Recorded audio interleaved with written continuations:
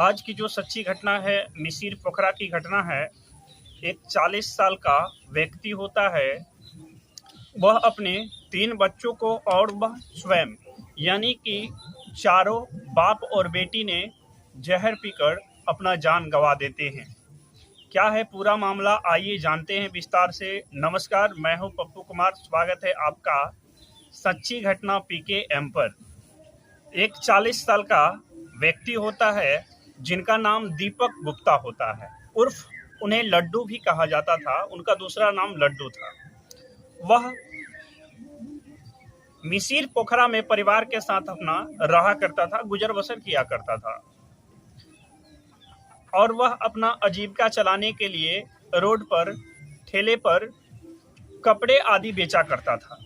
होता कुछ ऐसा है कि उन्हें सट्टेबाजी का बहुत ही शौक लग गया था, यानी कि इतना सट्टेबाजी का उन्हें लत लग गया था कि उन्हें छूटने का सट्टाबाजी नाम नहीं ले रहा था।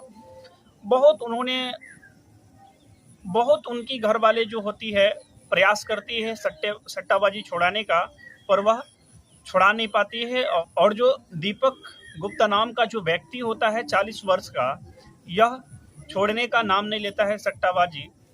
इसी बीच में किसी तरह से उनका परिवार जो है ठेले पे कपड़ा बेचकर अपना गुजर बसर कर रहा था। किसी तरह से उनका परिवार चल रहा था और सट्टाबाजी का इतना नशा लगा उन्हें कि धीरे धीरे जो है वो कर्ज के बोझ में दबते चले गए। यानी कि उनके ऊपर इतना कर्ज हो गया कि वह कभी जीवन में उतना कर्ज तोड़ नहीं सकते थे। उनकी जो औरत थी वह महिला समूह में जुटी हुई थी और वह चाहते थे कि इस कर्ज को हम कैसे तोड़े।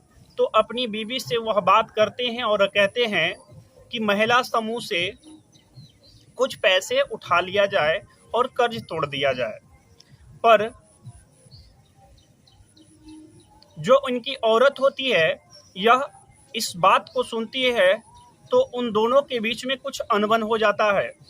दोनों के बीच में इस पैसे को लेकर, कर्ज को लेकर बहुत ही अनबन हो जाता है। झगड़ा लड़ाई इन दोनों के बीच हो जाता है। जब जब दीपक अपनी पत्नी से कहता था यह बात कि महिला समूह से कुछ पैसे उठा लिया जाए और कर्ज वाले को दे दिया जाए, इस पे उनकी जो पत्नी होती थी अनबन करने लगती थी। इन दोनों के बीच में मेल मिलाप नहीं रहता था और जब से यह कर्ज का बोझ बढ़ा था तब से इन दोनों के बीच में झगड़ा चलता ही रहता था। एक दिन कुछ ऐसा होता है कि बहुत ही झगड़ा बढ़ जाता है। झगड़ा बढ़ जाने के कारण जो दीपक होते हैं, वह दीपक उर्फ लड्डू, यह अपने पत्नी को उनके मायके यहाँ छोड़ने के लिए चले जाते हैं। मायके यहाँ जाकर उनको रख देते हैं और रात में ही लौटकर अपना वह घर आ जाते हैं।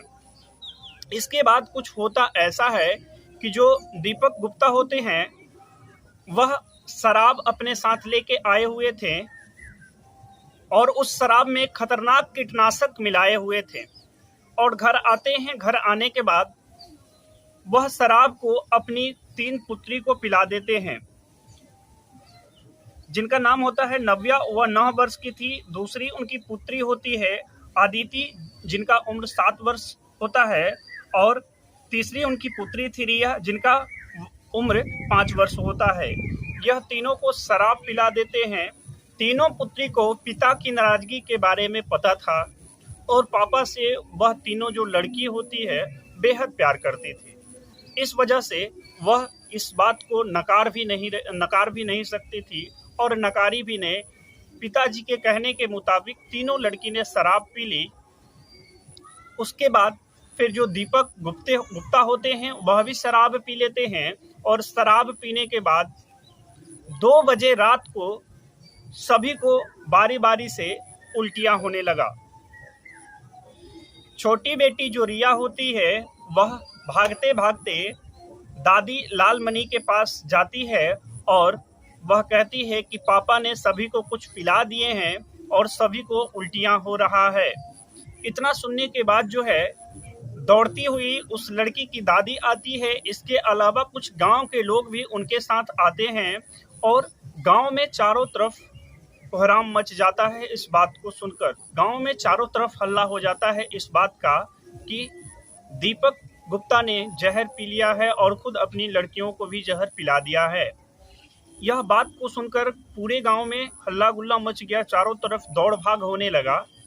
परिजन जब रूम के अंदर जाते हैं तो वह सभी बेसुध पड़े हुए थे और पास में 3 पैकेट सल्फास का पैकेट मौजूद था। उसके बाद उसी समय परिजन जो होते हैं उन चारों को लेकर मड़वारी अस्पताल पहुंचते हैं, पर वहां पर भी एक्सेप्ट नहीं किया जाता है, मात्र 2 को एक्सेप्ट किया जाता है और 2 को मंडलीय अस्पताल करीब चौरा रेफर कर दिया जाता है। यहाँ दीपक और रिया को एडमिट किया गया तो घंटे भर बाद उनका इलाज शुरू किया गया। इस तरह करते करते लगभग सुबह हो जाता है, पर वह दोनों की जो तबीयत होती है उस तबीयत में कोई भी सुधार नहीं आता है। उसके बाद डॉक्टरों ने लगभग 6 बजे के करीब में PHU ट्रामा सेंटर उन्हें रेफ़र कर देते हैं।